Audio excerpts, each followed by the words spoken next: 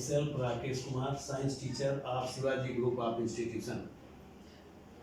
Science class में 8th class Hindi medium के बच्चों का स्वागत है। तो बच्चों, आप चैप्टर पढ़ रहे हैं चुंबकत्व। तो इस क्लास में चुंबकत्व में आपको प्रयोग देखने हैं। तो प्रयोग नंबर या एक्सपेरिमेंट, प्रयोग नंबर 1। पिछली क्लास में आपने चुंबक के गुणों के बारे में अध्ययन कर लिया था।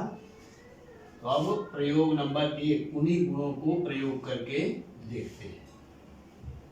प्रयोग करने के लिए सबसे पहले हम एक सफेद पेपर में, कागज के पेपर में लोहे के बुरादे या छोटे छोटे कणों को लेते हैं और उन कणों के पास इस तरीके से एक पेपर लेते हैं और इस पेपर में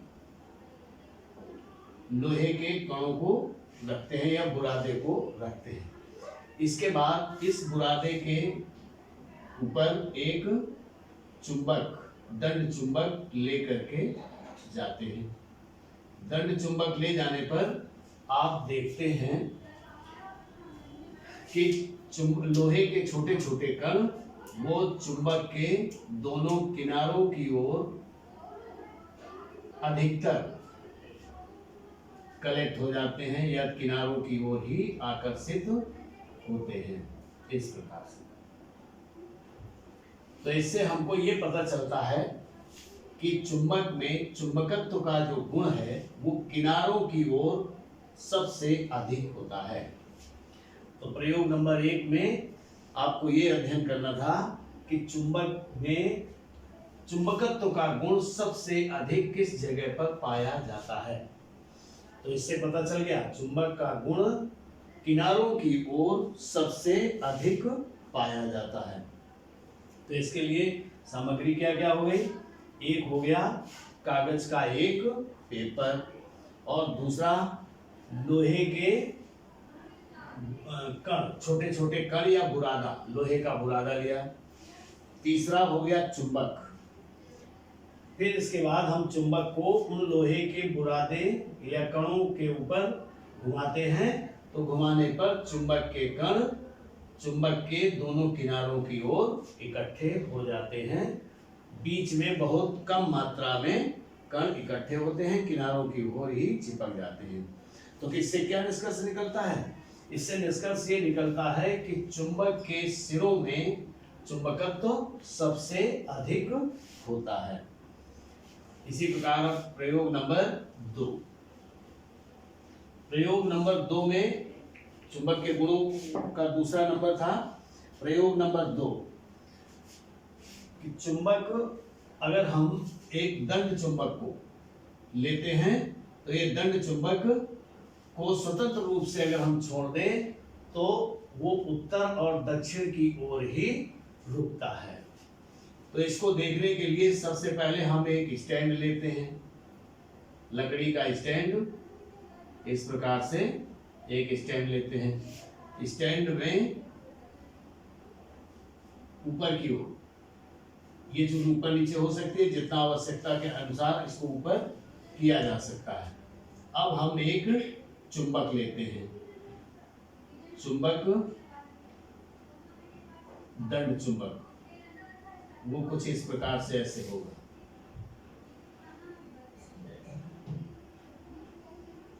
इस प्रकार से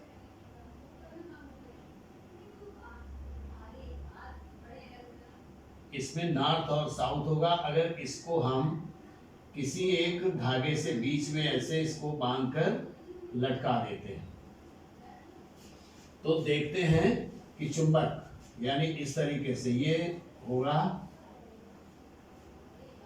वेस्ट, ईस्ट, साउथ और नॉर्थ। तो ये इसको चाहे जितना घुमा के छोड़ दें तो ये नॉर्थ और साउथ की ओर ही रुकता है। तो इस प्रकार से इस प्रयोग में क्या क्या सामग्री हुई? नंबर 1 स्टैंड, और ये लकड़ी का स्टैंड होना चाहिए। स्टैंड, इसके बाद चुंबक, धागा, धागे से एक दंड चुंबक को बांध करके लटका देते हैं और लटका के इसके बाद फिर उसको घुमा के छोड़ देते हैं। घुमा के छोड़ने पर जब वो स्वतंत्र रूप से रुक जाता है या स्वतंत्र रूप से लटक जाता है तो आप देखेंगे कि ये उत्तर और दक्षिण की तरफ को ही रुकता है। तो इसका मतलब है अब चुंबक के गुणों, कौन कौन से गुण इससे समझ में आने लगे। नंबर 1 दैसिक गुण। दैसिक गुण, दैसिक गुण का मतलब है इससे दिशाओं का भी ज्ञान होता है या दिशा की ओर, साउथ और नॉर्थ की ओर रुकने का गुण इसमें पाया जाता है। दूसरा गुण है आकर्षण एवं प्रतिकर्षण का, यानी अगर हम दक्षिणी ध्रुव को दक्षिणी ध्रुव के पास, दो चुंबकों में अगर हम दक्षिणी ध्रुव को दक्षिणी ध्रुव के पास ले जाते हैं तो उनमें प्रतिकर्षण होता है, और अगर उत्तरी ध्रुव को उत्तरी ध्रुव के पास ले जाते हैं तो भी प्रतिकर्षण होता है, यानी दूर भागते हैं।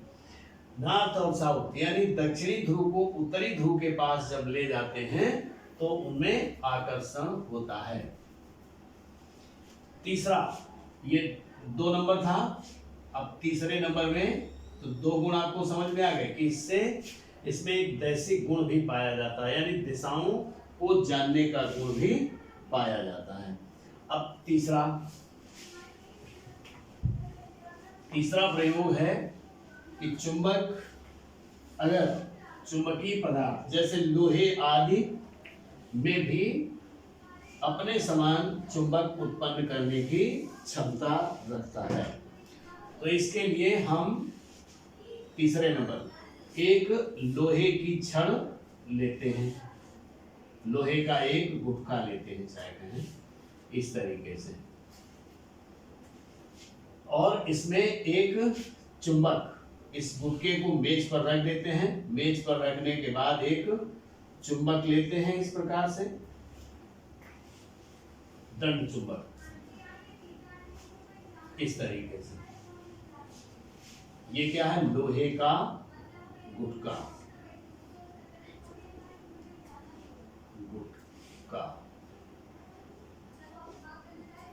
और ये है आपका चुंबक।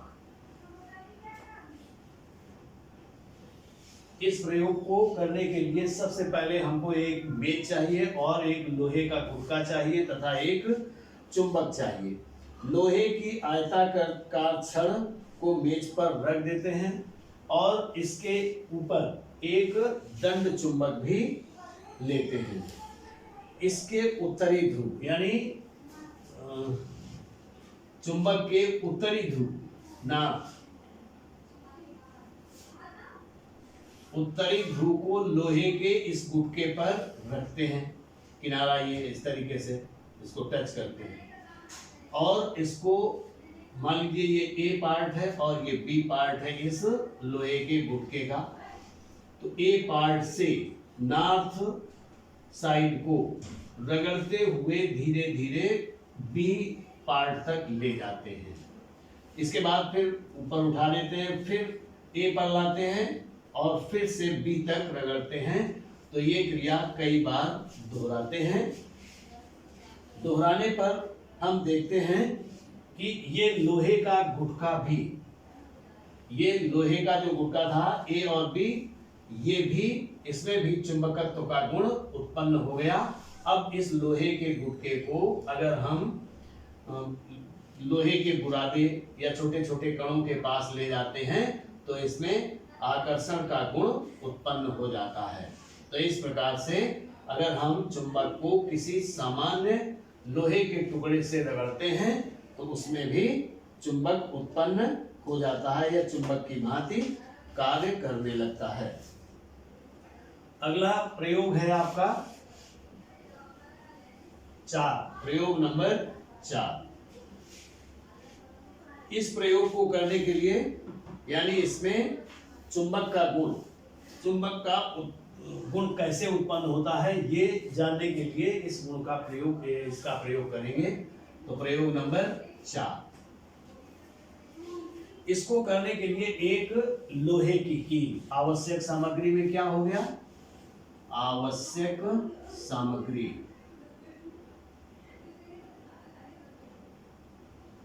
आवश्यक सामग्री में लोहे की एक कील चाहिए, लोहे की कील। नंबर 2, तांबे का तार, तांबे का तार, धागा,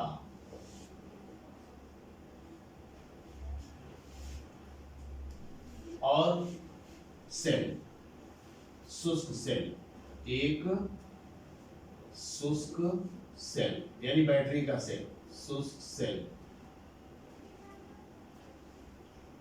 इसके लिए इतनी सामग्री चाहिए प्रयोग नंबर 4 के लिए। तो क्या क्या सामग्री हो गई? लोहे की कील, तांबे का तार, धागा और एक शुष्क सेल। तो नंबर 1 बारी बारी से इसमें करेंगे। तो सबसे पहले लोहे की कील को लेकर के धागे के साथ तांबे के तार को उसमें चारों ओर लपेट देते हैं, मध्य का भाग। और इसके बाद सेल लेकर के तांबे के तार के दोनों सिरों को सेल से कनेक्ट कर देते हैं, एक को प्लस और एक को माइनस की ओर से जोड़ देते हैं। ऐसा करने के बाद फिर हम देखते हैं कि उस लोहे की कील, मान लो इस तरीके की लोहे की कील है, ऐसे, इसमें से क्या किया था हमने? तांबे के तार को कुछ इस प्रकार से ऐसे लपेट दिया था धागे के साथ, और इसके ही दोनों किनारों को ऐसे एक शुष्क सेल इस प्रकार से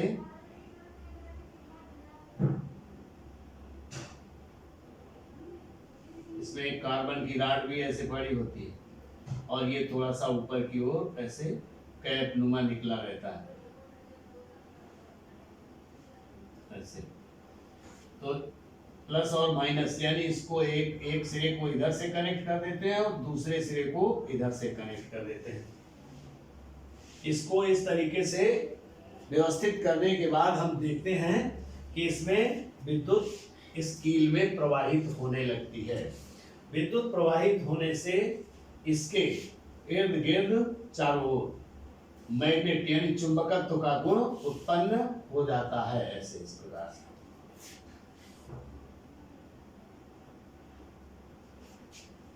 ये इस तरीके से इसमें मैग्नेट उत्पन्न हो जाता है। अब इस कील को अगर हम लोहे के बुरादे के पास ले जाते हैं तो लोहे के कणों को आकर्षित करने की क्षमता इस कील में उत्पन्न हो जाती है, यानी ये लोहे के कणों को आकर्षित करने लगती है। इसके बाद अगर हमको ये देखना है कि इसको सेल से कनेक्ट करने पर ही उत्पन्न होता है या अपने आप भी उत्पन्न हो सकता है, तो इसके एक सिरे को कट कर देते हैं, हटा देते हैं, डिस्कनेक्ट कर दिया। डिस्कनेक्ट करने पर देखते हैं कि ये कील अब लोहे के कणों को आकर्षित नहीं कर रही है। तो इससे हमको क्या पता चल गया? इससे हमको पता चल गया कि चुंबकीय पदार्थों को दो प्रकार से चुंबकित किया जा सकता है। नंबर 1 स्पर्श विधि और नंबर 2 प्रवाह विधि। तो इस प्रयोग को एक बार फिर से आप भी कर सकते हैं, करके देख सकते हैं, क्योंकि इसमें कोई विशेष सामग्री की जरूरत ऐसी नहीं होती है। लोहे की कील, आवश्यक सामग्री में लोहे की कील, तांबे का तार, धागा और एक शुष्क सेल, जो आप बैटरी टॉर्च में डालते हैं या आप अपनी दीवार घड़ी में भी उसका यूज करते हैं इस सेल का। तो इस प्रकार से एक सेल लेकर के सभी के पास उपलब्ध भी होगा। सेल लिया और एक कील ली, कील में धागे और तांबे के तार को साथ साथ इस प्रकार से लपेट दिया उसने। तार के मध्य पार्ट को ही लपेटेंगे ताकि दोनों किनारे इस सेल से जोड़ने के लिए उपलब्ध रहें।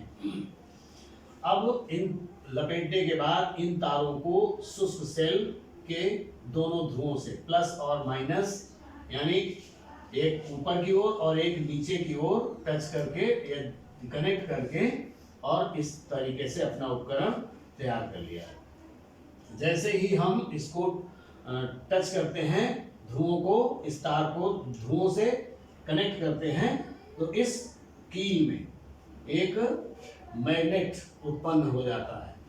और अब हम इसको जानने के लिए कि इसमें चुंबकत्व तो आया कि नहीं आया, तो अब हम इस कील को लोहे के बुरादे के पास ले जाते हैं, तो इसमें लोहे के बुरादे को आकर्षित करने की क्षमता उत्पन्न हो जाती है, यानी आकर्षित करने लगता है। इसके बाद अगर ये जानना है कि कहीं ऐसा तो नहीं कि पहले से ही इसमें हो, तो हम एक तरफ इसको डिस्कनेक्ट कर दें, तो विद्युत धारा प्रवाहित होना बंद हो गया। इसके बाद हम लोहे के बुरादे के पास इस कील को ले जाते हैं, तो ये कणों को आकर्षित नहीं करती है। तो इस प्रकार से हमको ये पता चल गया इससे कि हम विद्युत सेल और तांबे के तारों के द्वारा भी हम किसी लोहे की छड़ में चुंबकत्व उत्पन्न कर सकते हैं। तो चुंबकत्व उत्पन्न करने की स्पर्श विधि और विद्युत प्रवाह विधि, दो विधियों का आपने इसमें अध्ययन कर लिया। तो इस प्रयोग को आपको करके देखना भी है, आप करके देख लेंगे, लेकिन ध्यान ये रखेंगे कि इसमें सेल का ही प्रयोग करेंगे, विद्युत आप अपनी घरेलू बिजली का इस्तेमाल नहीं करेंगे। तो बच्चों, आपने मैग्नेट में यानी चुंबकत्व में 4 प्रयोग पढ़ लिए हैं। तो अब अगला प्रयोग अगली क्लास में बताएंगे। इनको आपको सभी को करके देखना है। बस इस क्लास में इतना ही। Thank you.